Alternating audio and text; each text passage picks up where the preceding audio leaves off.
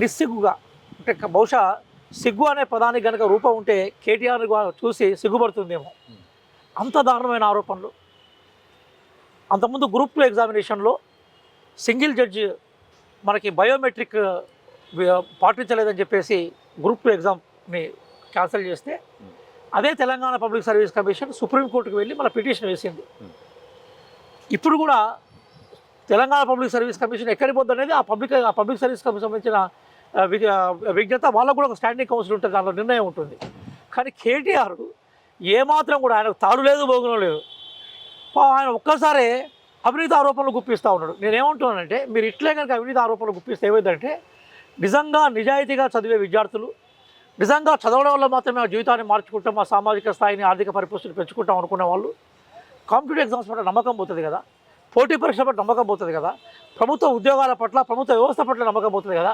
ఇక రేపటి నుంచి కేటీఆర్ స్టేట్మెంట్ విన్న వాళ్ళు ఏం చేస్తూ ఉంటారు, చదవడం మానేసి, లైబ్రరీలోకి రావడం మానేసి, స్టడీ సెంటర్లకు రావడం మానేసి ఇక వాళ్ళు ఏం చేస్తూ ఉంటారంటే డబ్బులు కూడా పెట్టుకునే ప్రయత్నం చేస్తూ ఉంటారు.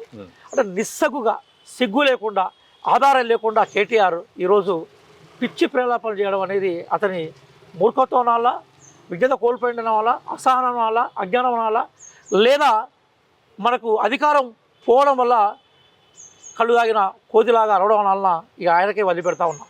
ఇక్కడ నేనేమంటున్నానంటే ప్రధానంగా హైకోర్టు సింగిల్ జడ్జి వారు చెప్పింది ఏంటంటే ఇవాల్యుయేషన్కి సంబంధించిన విషయాల్లో వారు కామెంట్ చేశారు. పేపర్ల మూల్యాంకనం ఇట్లా జరగాల్సి ఉండే, పేపర్ మూల్యాంకనం ఇట్లా జరగలేదు కాబట్టి అభ్యంతరాలు వ్యక్తమైనాయి. కాబట్టి మళ్ళీ మూల్యాంకనం ఏం చేయని చెప్పారు. మూల్యాంకనం చేయడం మీకు సాధ్యం కానప్పుడు ఎగ్జామ్ అని చెప్పాడు.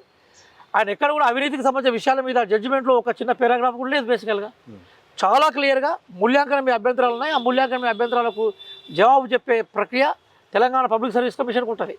ఇదే కేటీఆర్ గారు గతంలో ఇట్లాంటి ఆరోపణలు జరిగినప్పుడు మా ఏరియా నుంచి ఎవరికి రాలేదు, ఈయనకు ఫస్ట్ ర్యాంక్ వచ్చిందా, ఈయనకు సెకండ్ ర్యాంక్ వచ్చిందా, ఈయన థర్డ్ ర్యాంక్ వచ్చిందా, మా దగ్గర ఎవరో రాశారని చెప్పేసి తెలంగాణ పబ్లిక్ సర్వీస్ కమిషన్లో ఉన్న చిట్టాను మొత్తం కూడా మీలాంటి ప్రెస్ ముంగట చదివిన విషయాలు మనం మర్చిపోలేదు కదా. ఆయన ఏమనుకుంటారంటే ప్రజలకు జ్ఞాపశక్తి తక్కువ అనుకుంటూ ఉంటారు.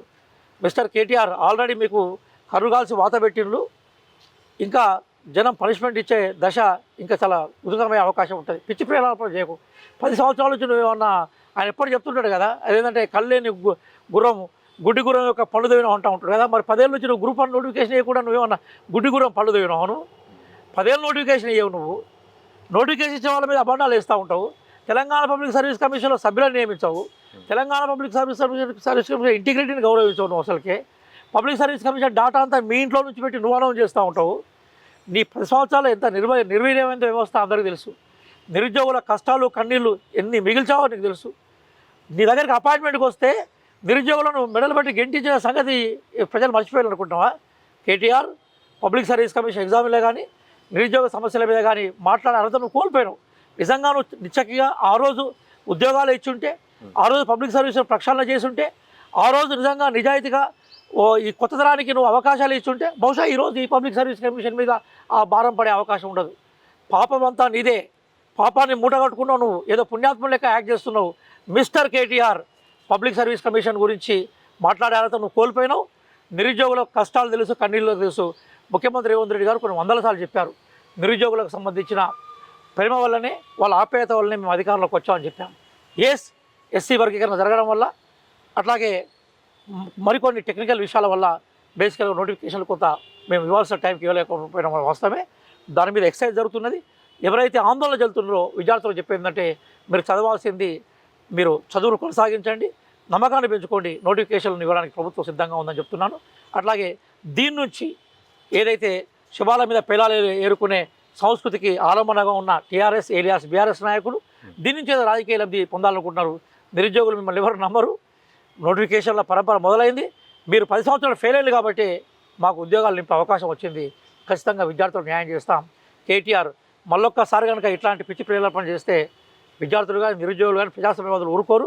మీ భాగవతం ఏందో ప్రజలందరికీ బాగా తెలుసు. కొంచెం ఇప్పటికైనా బుద్ధి తెచ్చుకొని నిర్మాణాత్మక ప్రతిపక్షంగా వివరించు. మీ నాయన ఒక్కడు అసెంబ్లీకి రాడు, ఉద్యోగ ఎమ్మెల్యేలకు సంబంధించిన జీతాల మొత్తం తీసుకుంటూ ఉంటాడు. మీరు ప్రజల సమస్యల గురించి మాట్లాడారు. ఎమ్మెల్యేలకు సంబంధించిన ఇష్యూస్ మీద మీకు ఏదైతే బెనిఫిట్స్ ఉంటాయని అనుభవిస్తూ ఉంటారు. 10 ఏళ్ల నుంచి అధికారం అనుభవించి అధికారం మొగనే ఫామ్ హౌస్లో పడుకునే పార్టీ మీద మాకు సలహాలు ఇచ్చే పార్టీ. మీకు సలహాలు సూచనలు మీకు కావాలంటే మీ చెల్లె కవిత ఇస్తున్నారు, తీసుకోండి. అక్కడి నుంచి అద్భుతమైన సలహాలు ఇస్తున్నది. అద్భుతమైన సూచనలు ఇస్తున్నది. ఆమె దగ్గర నుంచి గ్రహించు. సమాజానికి సలహా సూచనలు ఇచ్చే నైతిక అర్హతను మీరు కోల్పోయినారు. ఒక ఉన్నతమైన విలువలతో కూడుకున్న తెలంగాణ సమాజంలో ఉన్నతమైన రాజకీయాలు చేసే ప్రయత్నం చేయాలని మేము కేటీఆర్ గారిని హెచ్చరిస్తున్నాం.